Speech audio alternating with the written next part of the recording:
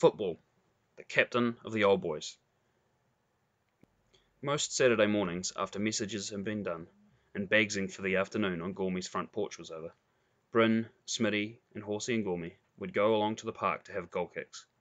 The goal posts were always up on a Saturday morning because real matches were played there in the afternoon. Usually Smitty and Horsey would play Gormy and Bryn. They would have kicks in turns, and each kicker would have to have his first shot where he stopped the ball after the last person had had a shot. There were 3 points for a place kick, 2 for a drop kick, and 1 for a punt. The game was started by throwing the ball straight up in the air under the goalposts. It was Smitty's turn first. He could kick the ball from wherever he stopped it when it landed. Then Gormy had to have his kick from wherever he stopped Smitty's kick.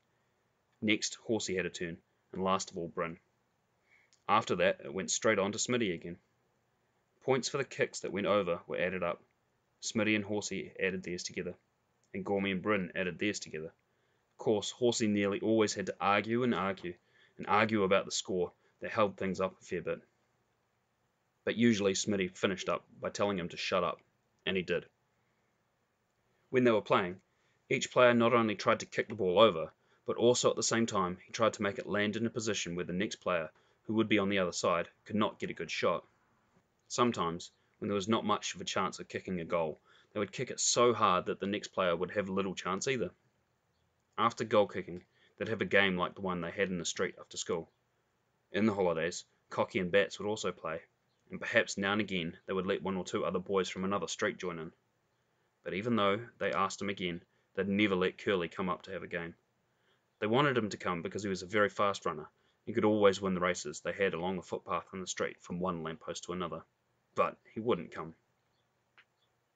About 12 o'clock, they would take off their football boots and, hanging them over their shoulders, wander off home with their feet sore where the sprigs were coming through the boots. After lunch, when they didn't go to the pictures, Bryn and Smitty and Horsey would go watch the football at another park about a mile away, where all the main matches were played. Gormy never came with them to the football. He went with some other boys from a few streets away, who took sacks and collected beer bottles. Sometimes he made as much as 3 shillings in an afternoon. One test match day, when New Zealand played Australia, he made 8 and 6pence. He was never stingy with it, and usually he would spend it on biscuits and chews so that all the street could have a feed in Smitty's fort on Sunday afternoon, or sometime in the next week. Smitty and Horsey and Bryn always bought 2pence worth of paper lollies on the way to football. They tried all the shops on the way to the park and soon found out where they could get most for their money. When they arrived at the park, they would sit quietly amongst the crowd until all their chews were gone. Then they would start to fool. Smitty never fooled much because he was older and he was really interested in the football. But Bryn and Horsey were soon tired of watching football, except when somebody scored a try, or old boys were playing, and even then they fooled a bit. Bryn used to fool the most because his backside ached and ached while sitting on the hard seat. He would begin by putting matchsticks and cigarette butts in the tops of hats of the men sitting in front of them, and after a while Horsey would begin to do it too. Smitty would take no notice. If the men felt their hats being touched, Bryn and Horsey would pretend that they knew nothing about it and would start talking about the game in loud voices, pointing at the players as though they were really interested in what was going on at the field. They knew most of the players' names, so this was easy. By about the second half, they would have started pushing each other. Bryn would try to push Horsey into Smitty so that Smitty would fall into the man next to him. Then Smitty would get wild and push Horsey back so hard that he would fall into Bryn, and Bryn would knock into the man next to him. They would try to catch each other out.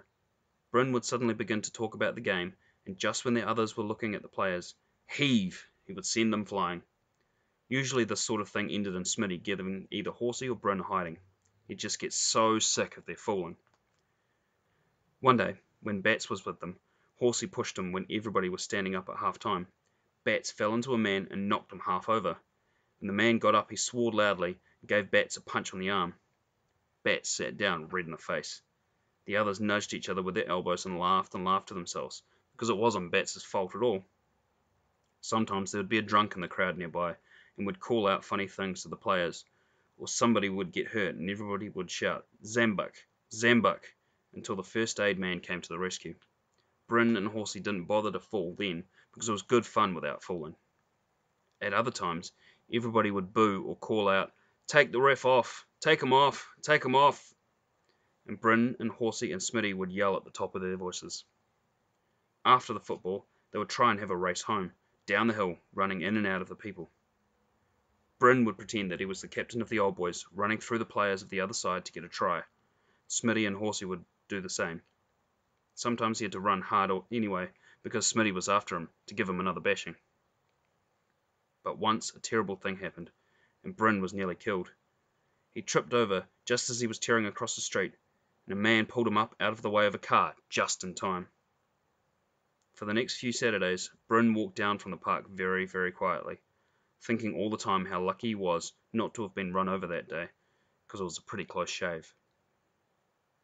About a month later, Old Boys played and won the final of the championship, and after the game was over, off went Horsey and Smitty, each pretending to be captain of the Old Boys, running through the players of the other side to get a try.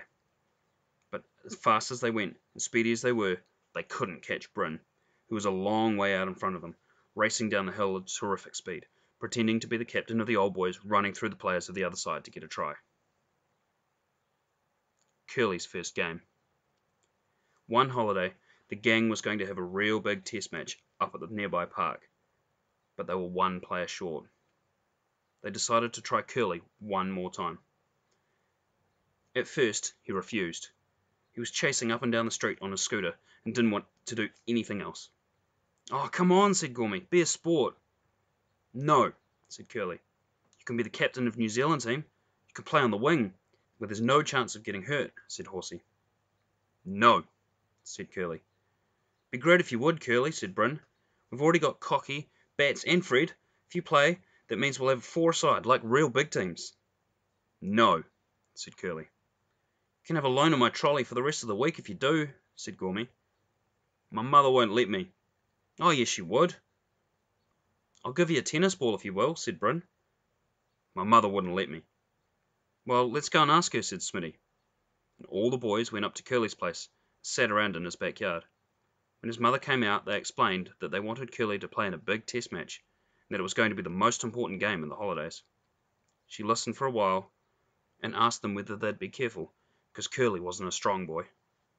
Smitty said that he would promise not to tackle Curly, and he would see that nobody else did either. So his mother said Curly could play, and everybody gave a cheer, and off they all went to the park, Curly carrying the ball. It was to be New Zealand versus South Africa. Cocky, Gormy, Bryn, and Curly were New Zealand. Smitty, Bats, Horsey, and Fred were South Africa. Neither Curly nor Fred were very much good, and the others did all the work. At half-time, 2 tries had been scored each, and the score was 6-all. There were no posts, so they couldn't do any conversions. It had been a very tough game, with New Zealand playing a faster back game than South Africa, but with the South Africans winning most of the forward play. With only 5 minutes to go in the second half, the score was still 6-all. If either side scored in the next few minutes, that side would be sure to win. Curly had scored 2 tries for New Zealand, mainly because nobody would tackle him properly, in case he got sulky and went home. In the last few minutes, he was thrown the ball by Bryn. Anyway, he went for the corner for what looked like a certain try, but Smitty, playing for South Africa, was coming across the field fast and might just stop him in the corner. Curly saw him coming and put every bit of speed he had into getting there first. Smitty saw him going for the try and went flat out himself. At the last moment, Smitty dived and hit Curly in full flight, bowling him over the sideline just before he could score. Curly rolled over with Smitty on top of him. When he sat up, Curly was holding his shoulder and crying hard. "Oh, what's the matter?" said Smitty. "Oh, I've hurt my shoulder," sobbed Curly as the others gathered around. "Oh, come on, Curly," said Cocky. "This is a test match. You can't hurt yourself in a test match." "Oh, I'm going home," cried Curly. "Well, New Zealand will just have to go on without him if he won't play," said Gormy. The game went on. Curly wandered off home, holding his shoulder and crying all the way. Nobody saw Curly for a few days, and nobody worried because he never played with the gang much anyway. Several days later, Smitty's mother told him that Curly's mother had rung her and told her that Smitty had broken Curly's collarbone, and Curly had had to go to the hospital.